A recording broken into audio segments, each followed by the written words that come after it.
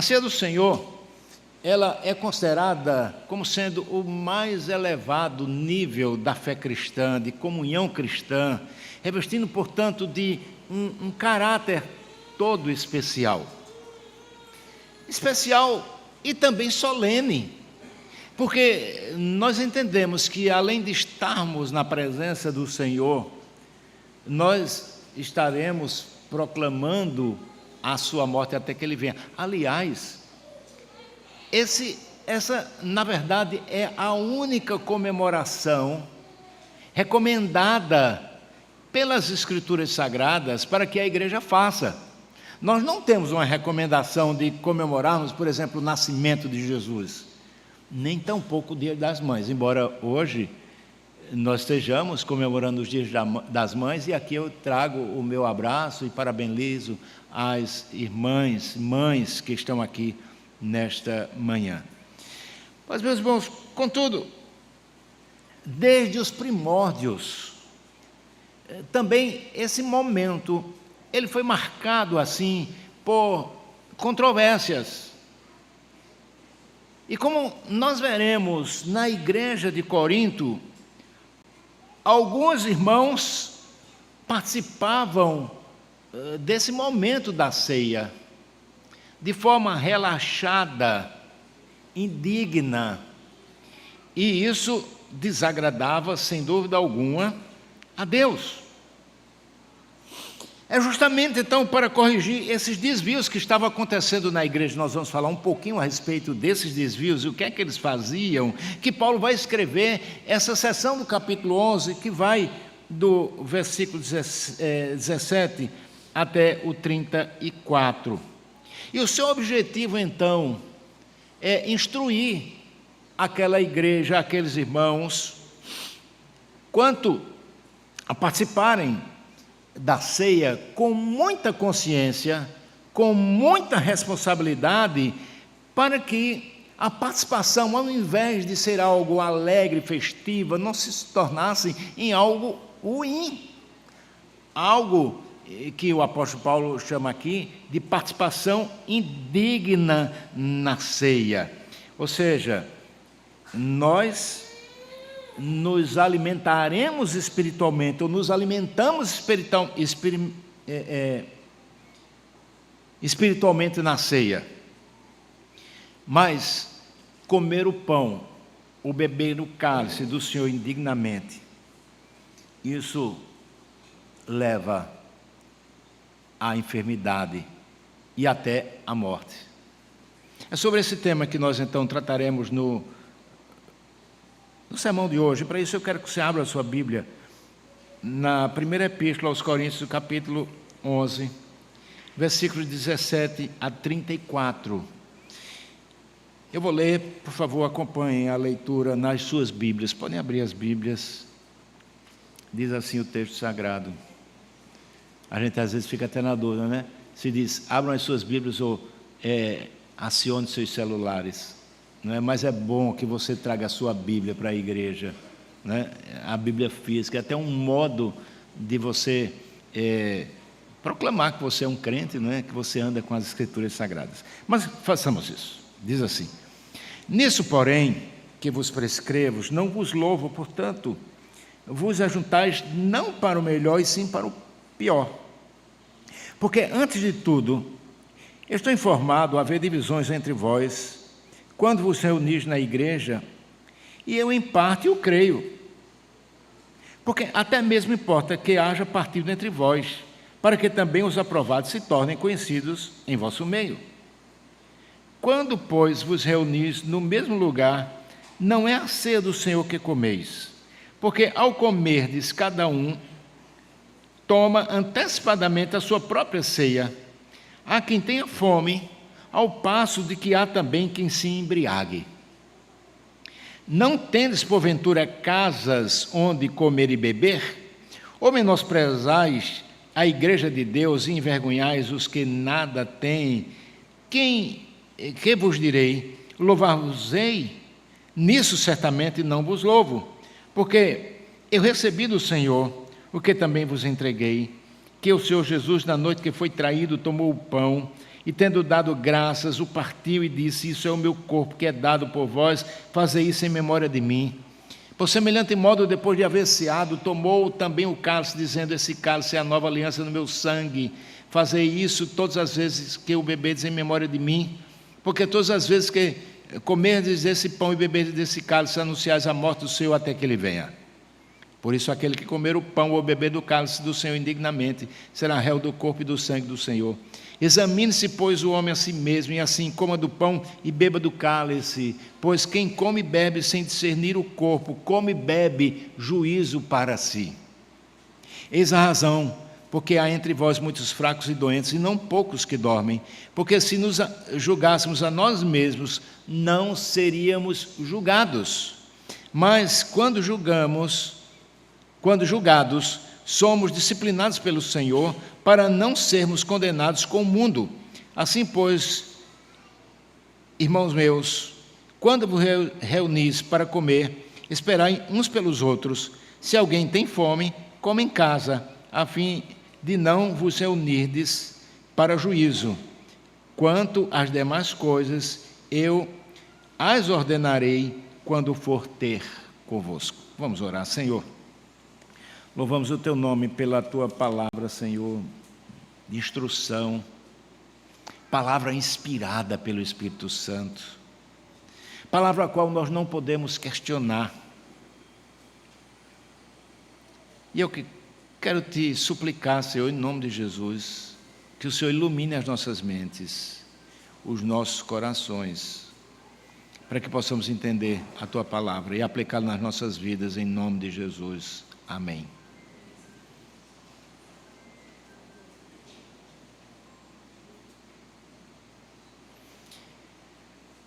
Meus irmãos, como dissemos na semana passada, esse capítulo 11, Paulo vai iniciar uma série de exortações sobre o culto público. E ele começa, então, abordando a questão do uso de véu na igreja, que era um símbolo de submissão, e nós vimos isso a semana passada. Mas agora, o tema central daquilo que Paulo escreve para aquela igreja era exatamente a ceia do Senhor. Interessante que o mundo cristão, ou no mundo cristão, não há unanimidade com relação à presença de Cristo na ceia. Talvez muitas pessoas não tenham pensado sobre isso, nunca tenham pensado sobre isso, mas há pelo menos 4 interpretações teológicas sobre a presença de Cristo na ceia no meio dos cristãos. A primeira delas é exatamente aquilo que é chamada de transubstanciação. Transubstanciação é a crença que se tem de que uma substância ela é transformada em outra. No caso, o pão é transformado em corpo, o sangue é transformado, aliás, o vinho é transformado em sangue. Essa é a posição da Igreja Católica Apostólica Romana quando ela celebra a missa. Ou seja, eles creem que quando o sacerdote levanta a hóstia, né, faz aquilo que é chamado do ex opero operato, se naquele momento há um milagre, e o pão transforma-se na carne de Cristo, a hóstia no caso, né? A segunda corrente é aquele que nós conhecemos como consubstanciação. É menos comum, as pessoas realmente não sabem diferenciar isso, mas a consubstanciação, ela é uma doutrina defendida pelos luteranos. Os luteranos, devido à maneira como eles pensam que aconteceu a união das duas naturezas do Redentor e como se dá a comunicação de atributos dessas naturezas, eles vão dizer que a natureza humana, ou seja, a natureza humana, ela recebeu também atributos que eram exclusivos da divindade. Portanto, na perspectiva deles, na ceia, os elementos pão e vinho não se transformam no corpo e no sangue de Cristo, mas Cristo está presente ali em, com e sobre os elementos. Isso é também um erro teológico. O terceiro meio, ou a terceira interpretação, a terceira corrente teológica, é aquela que olha para a ceia como um mero memorial. Zwinglio, um dos reformadores, pensava assim. E só para que vocês tenham a ideia da importância disso. Zwinglio e Lutero se reuniram numa cidade chamada Marburgo, na Alemanha. E ali eles discutiram sobre 30 assuntos a respeito de doutrinas da reforma. Eles não eram juntos. E ali, então, foi uma tentativa de que eles se unissem. E eles concordaram sobre 29 assuntos. Mas eles discordaram de um, sabe qual? A ceia. Então, para Zwinglio e os seus seguidores, a ceia é apenas um memorial, nada tem a ver. Mas surge, então, a quarta corrente, que é a corrente defendida por Calvino e os seus seguidores, e que nós defendemos essa corrente, que ela é um meio de graça. Ou seja, Calvino vai pegar a posição de Zwinglio, a posição de Lutero, e vai fazer uma síntese desses dois, entendendo como é que isso se dá. É meio complicado, mas dá para entender com o passar do tempo. Então, vejam que não é algo fácil, são controvérsias que acontecem no momento talvez mais importante da comunhão cristã, que é a Santa Ceia. Vejamos então, a partir disso aí, do que temos colocado, o nosso sermão desta manhã, baseado no tema A Mesa do Senhor, unidade, discernimento e esperança em Cristo. Unidade, discernimento e esperança em Cristo. E eu quero destacar, em primeiro lugar, a perspectiva da ceia que envergonha o nome de Cristo, que envergonha o nome da igreja. O texto, meus queridos irmãos, que nós temos em mãos, ele tem como a sua ideia central de que a ceia é um chamado à unidade. É um chamado para que toda a igreja participe em comunhão uns com os outros, como o corpo de Cristo. Além de que a ideia é que nós também estejamos avivando a esperança na volta, no retorno glorioso do nosso Senhor e Salvador Jesus Cristo. Observe que na ceia, quando nós celebramos a ceia, há pelo menos 3 dimensões envolvidas ali. Nós somos seres, vamos assim dizer, sempre que lidamos com essa questão de tempo em 3 dimensões. A primeira dimensão é aquilo que nós chamamos de dimensão pretérita, uma dimensão passada, no qual, quando nós participamos da igreja, desse momento, na igreja de celebração da ceia, nós lembramos com tristeza que nós fomos os causadores pela morte de Cristo, do nosso Senhor Jesus Cristo. Ele morreu pelos nossos pecados. Então, ele sofreu no nosso lugar. Éramos nós que deveríamos estar ali, mas ele nos substituiu. A segunda dimensão é também uma dimensão presente, que tem uma perspectiva de maior alegria, e disso desde as primeiras celebrações na igreja primitiva, porque apontava para o fato de que Cristo não tinha permanecido na morte, mas ele havia ressuscitado, ele está vivo, ele ressuscitou ao 3º dia. Esse era o pensamento da igreja primitiva, quando nos domingos pela manhã eles celebravam a ceia no dia do Senhor. E a terceira dimensão é uma dimensão futura, escatológica, porque esse mesmo Cristo ressurreto, ele voltará, ele prometeu que voltaria para buscar o seu povo, agora não mais no seu estado de humilhação, mas no seu estado de exaltação, e quando ele voltar para buscar a sua igreja, nós participaremos de uma grande ceia. Ele celebrará essa ceia com todo o seu povo. Porém, meus irmãos, mesmo estando muito próximo de tudo aquilo que aconteceu de Jesus, talvez ali cerca de, digamos, 60 anos, que aqueles irmãos estavam, 60 não, 30 anos talvez, da morte de Jesus, aquela igreja de Corinto que havia recebido do apóstolo Paulo o Evangelho e instruções, ela estava vivendo uma grande crise no seu culto.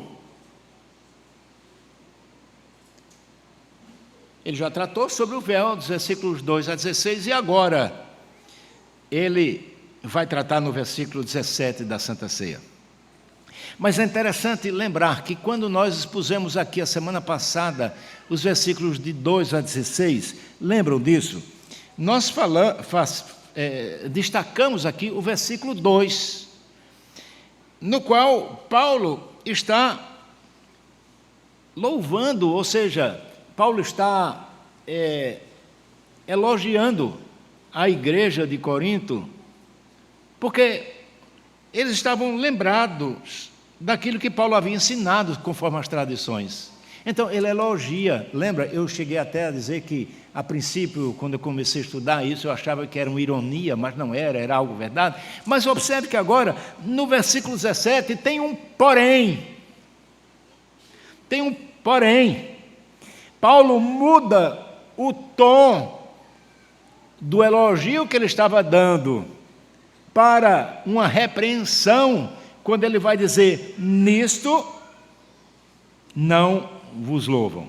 Ou seja, ele vai repreendê-los de maneira clara, como eles estavam se portando no culto, especialmente no que diz respeito à celebração da ceia, que era marcada ali pela irreverência, era marcada pela desordem, e isso desagradava a Deus, porque Deus quer ser louvado de forma reverente.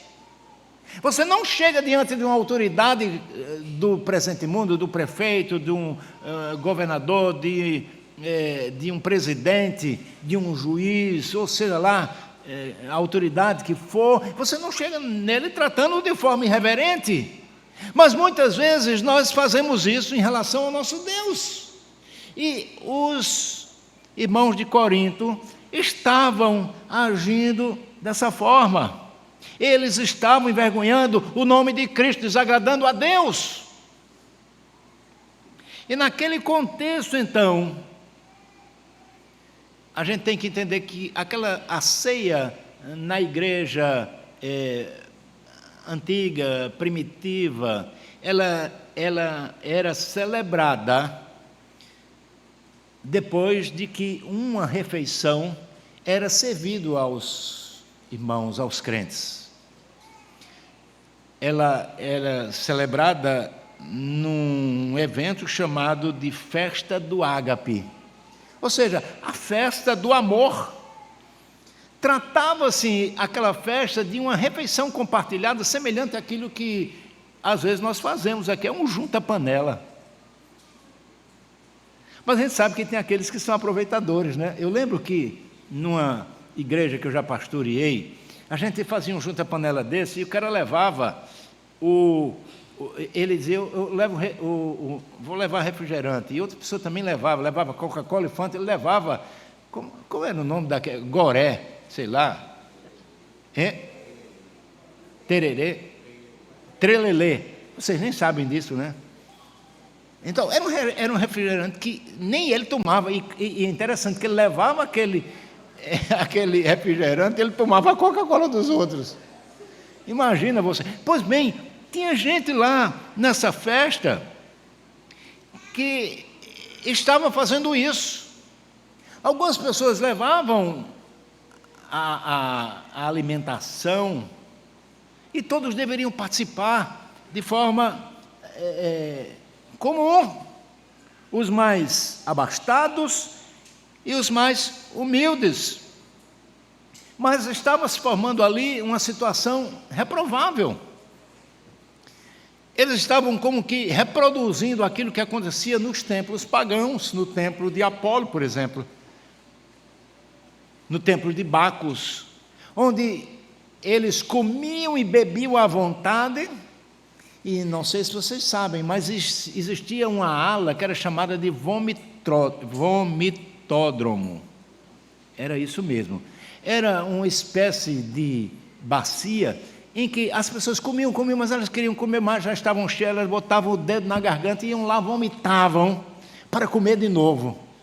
Já ouviram falar sobre isso? Pois bem, entre os crentes estava acontecendo isso também. E isso era algo estranho. Tanto é que também haviam muitos que estavam se embriagando, escandalizando. E aqui a gente chama a atenção para o fato de que nós usamos vinho mesmo aqui na Santa Ceia. E não usamos suco de uva, porque foi Jesus que instituiu que era para ser o vinho. Aí alguns vão dizer, mas naquele vinho não tinha teor alcoólico. Pois bem, como é que o cara vai então se embebedar com suco de uva? Não é possível, mas era de fato o vinho algo que deveria fazer parte daquele momento. E diante disso, então, Paulo vai demonstrar àqueles irmãos com 4 perguntas retóricas e contundentes, estilo paulino de ser. Primeira deles, a primeira pergunta: não tendes casas onde comer e beber? Segunda: menosprezais a igreja de Cristo, envergonhais os que nada têm, porque os mais humildes estavam envergonhados ali. Uma terceira pergunta: que vos direi? Ou seja, o que vocês querem que eu diga a vocês? E a quarta: louvar-vos-ei? Ou seja, eu vou elogiar vocês por essas coisas? E a resposta, meus irmãos, para as 4 perguntas é única: não. Nisso certamente eu não vos louvo. Nisso certamente eu não tenho elogios a fazer a vocês. E a mensagem aqui, meus queridos irmãos, ela é uma mensagem clara. A ceia deve refletir a santidade de Deus, a comunhão do corpo de Cristo e a esperança na glória futura. Tratar então esse momento com irreverência trará para aquele que assim o faz condenação. Era necessário que houvesse harmonia entre aquilo que você cria e aquilo que você estava fazendo, como é também para hoje. Mas a segunda coisa que eu quero destacar aqui, vimos a ceia que envergonha o nome de Cristo. Em segundo lugar, destacando a ceia que proclama a cruz de Cristo. Os versículos de 23 a 27, o apóstolo Paulo vai descrever a cena do cenáculo, no qual Jesus comeu a última ceia. Lembram disso? Ele e os seus discípulos. E é naquela ceia, então, que ele vai instituir a Santa Ceia, a ceia do Senhor. E aqui eu trago uma palavra para vocês, dizendo o seguinte: que Paulo não estava presente no cenáculo. Ou seja, naquela última ceia de Jesus, Paulo não estava presente. Sabe por quê? Porque naquele tempo ele ainda era perseguidor do Evangelho de Cristo. Ele era um fariseu, daqueles radicais, que depois da morte de Cristo, quando o cristianismo começa a se expandir, ele quer prender aqueles que professavam a fé para que essa expansão não acontecesse. Então, essa é a perspectiva, mas o que eu acho maravilhoso aqui é que Paulo recebe isso, meus irmãos, recebe esse mandamento por revelação direta do Senhor. E é interessante que as palavras são as mesmas que Jesus disse lá no capítulo 26, versículos de 26 a 30 de Mateus, que nós lemos nessa manhã. Isso aqui não foi um ajeitado de quem compôs o texto sagrado, né, tempos depois. Não. Na verdade, Paulo recebeu por revelação do Senhor, e eu gosto muito, eu amo a forma como Paulo escreve nessa sua característica literária, que se repete várias vezes durante os seus escritos. Veja, por exemplo, comigo a parte A do versículo 23, quando ele diz assim: porque eu recebi do Senhor o que também vos entreguei. Sabe o que é que significa, irmãos? Significa que Paulo é um fiel expositor da mensagem de Deus para nós e para aqueles que haverão de ouvi-lo.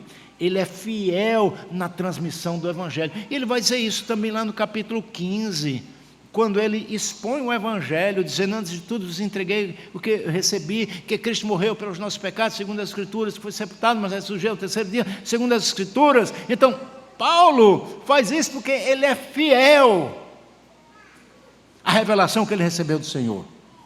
E ele então vai relembrar aqueles irmãos que a ceia do Senhor foi instituída pelo Senhor Jesus Cristo na noite em que foi traído. E ele descreve isso de forma maravilhosa, quando Jesus toma um pão, dá graças e diz: isso é o meu corpo que é dado por vós. Comei dele todos, fazer isso em memória de mim. E Paulo vai dizer que depois dele haver ceado, de modo semelhante, ele toma o cálice e diz: esse cálice é a nova aliança no meu sangue. Fazei isso todas as vezes que beberdes em memória de mim.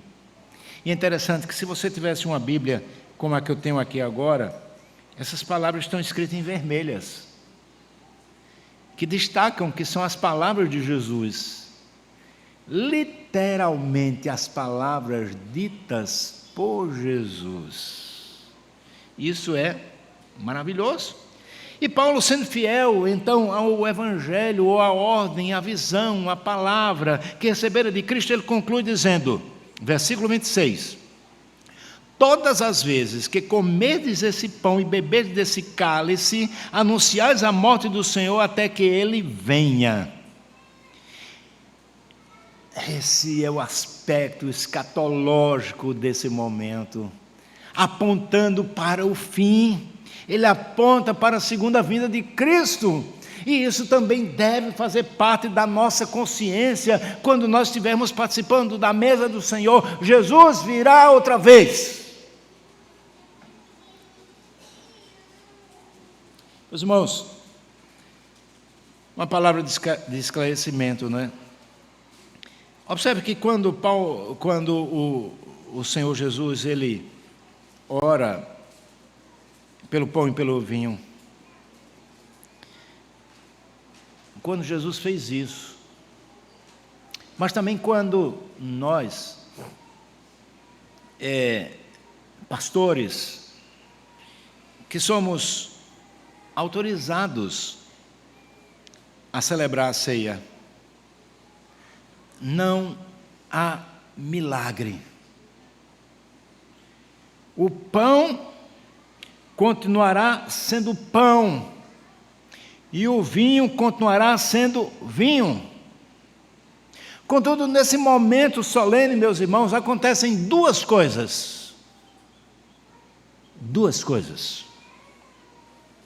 E são importantes. Aliás, muitíssimo importantes. A primeira delas, nós estamos lembrando e proclamando a morte do Senhor, até que Ele venha. Lembrando e proclamando que Ele morreu no lugar que era meu, que era seu, que era nosso.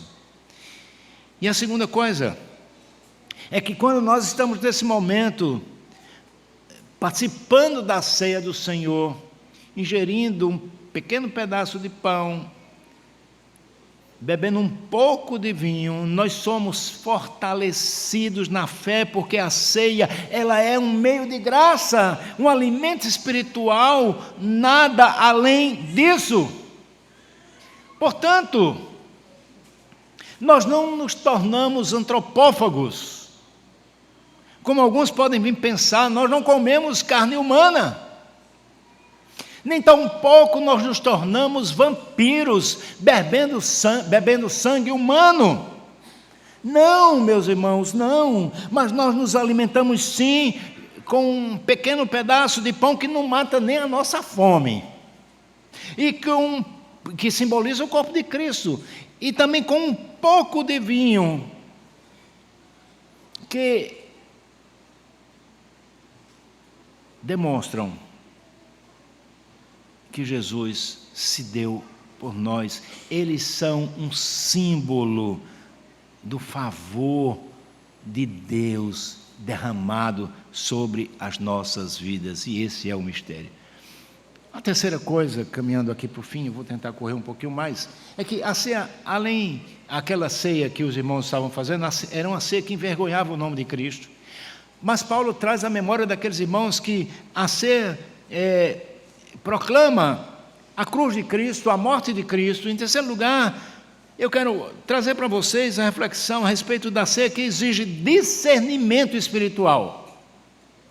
A ceia exige discernimento espiritual. Versículos de 23 até o 34, o apóstolo Paulo vai abordar isso, e eu concluo esse assunto nesse capítulo, trazendo advertências sérias ao seu povo. E eu falo isso, meus irmãos, com muita tranquilidade aqui na igreja de Brotas, porque eu conheço o zelo do conselho dessa igreja pela ceia. Tivemos aqui até alguns momentos, os irmãos presbíteros devem lembrar disso, no qual nós decidimos abordar essa questão de forma mais enfática. Algumas pessoas não entenderam, ficaram discordantes com relação a isso, mas, meus irmãos, o conselho é zeloso com relação a isso. Os irmãos devem se lembrar de que todas as vezes que nós celebramos aqui a ceia, nós falamos para os irmãos a respeito da necessidade de um autoexame. Ou seja, você, Deus é que está olhando para mim assim, você não vai examinar o seu marido Paulo, nem ele a você.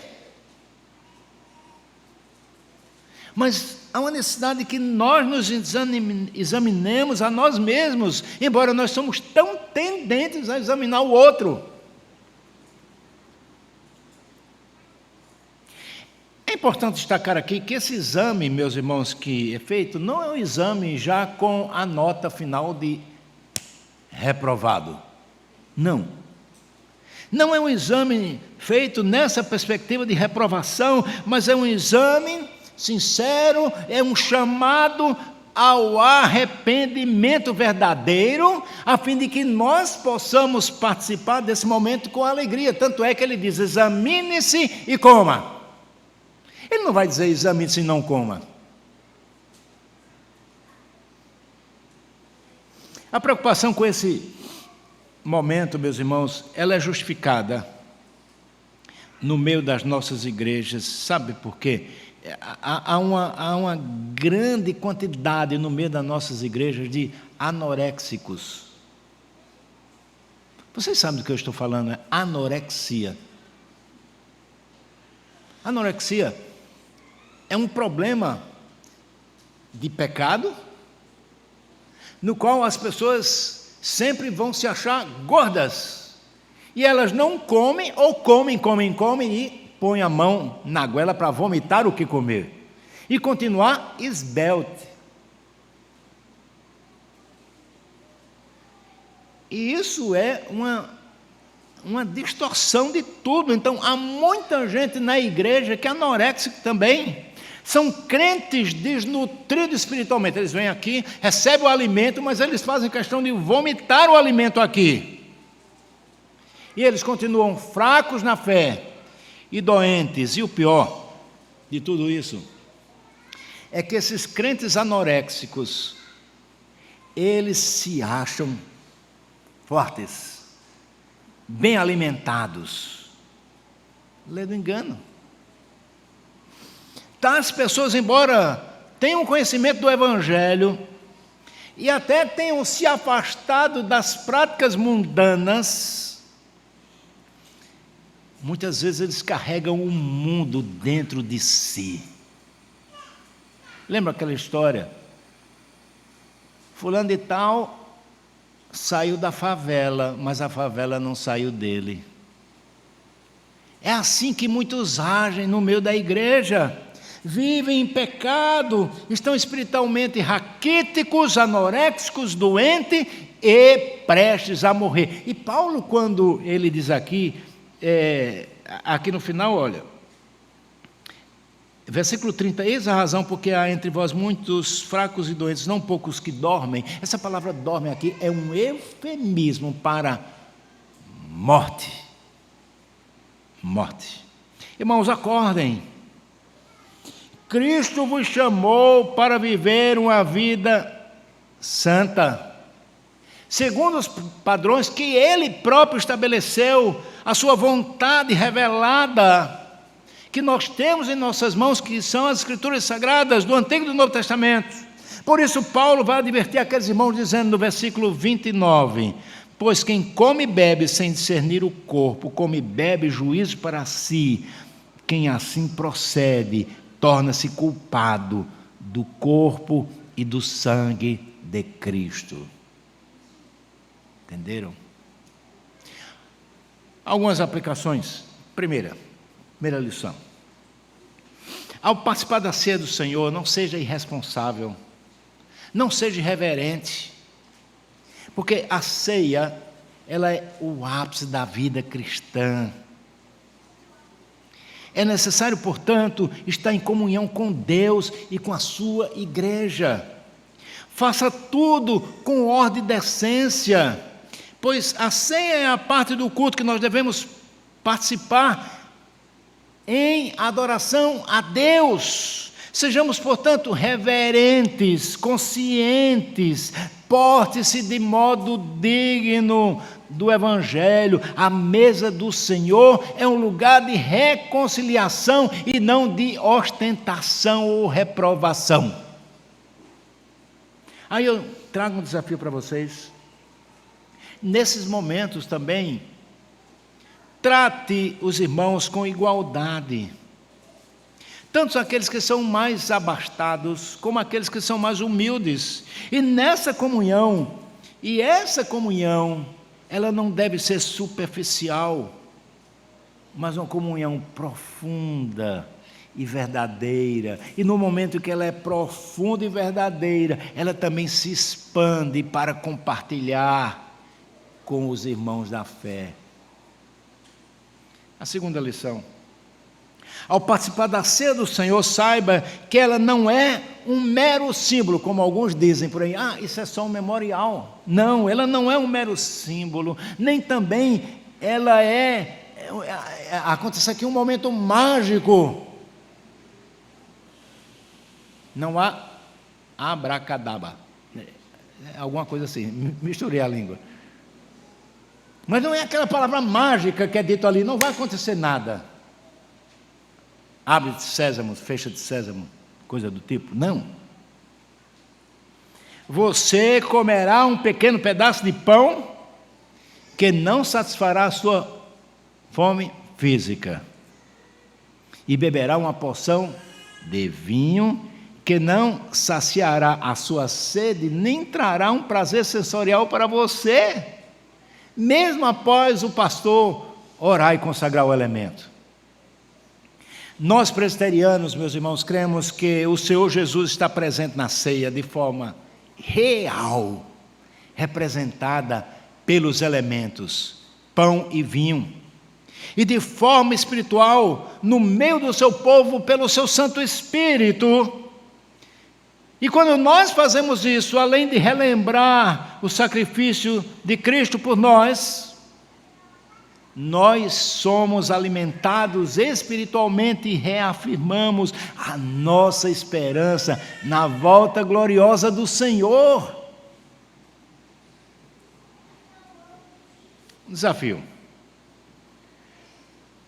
participe da ceia com uma vívida esperança de que o sacrifício de Cristo na cruz do Calvário,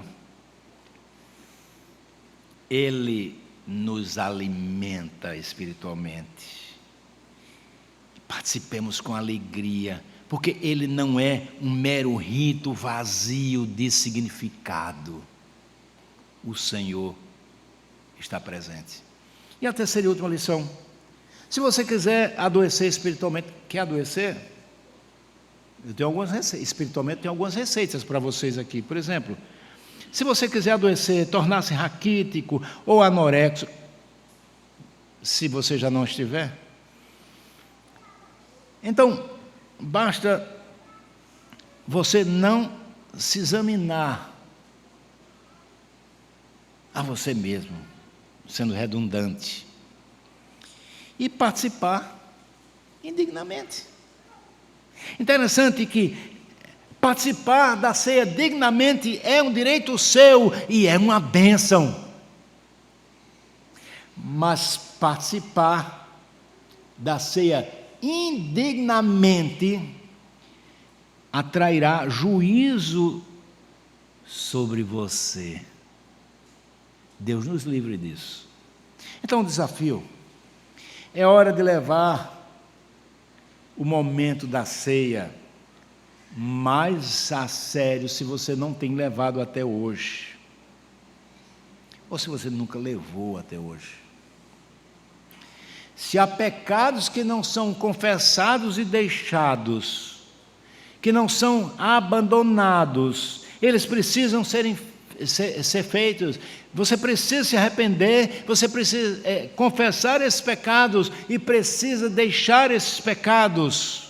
Aí sim, você vai comer do pão e beber do cálice, porque se não acontecer assim, é melhor que você não participe, porque você vai se tornar réu do corpo e do sangue de Cristo. Eu concluo meu sermão dizendo que participar da ceia é um grande privilégio, grandíssimo privilégio, mas somente devem participar aqueles que já são batizados e que professaram a fé em Cristo. Se você ainda não fez isso, que tal você fazer? E como é que você faz? Você procure um presbítero da igreja, um diácono, um oficial da igreja, a mim, e diga: eu gostaria de participar da ceia, eu quero me batizar. E você então vai ser instruído na forma como isso vai acontecer na sua vida. Que Deus nos abençoe.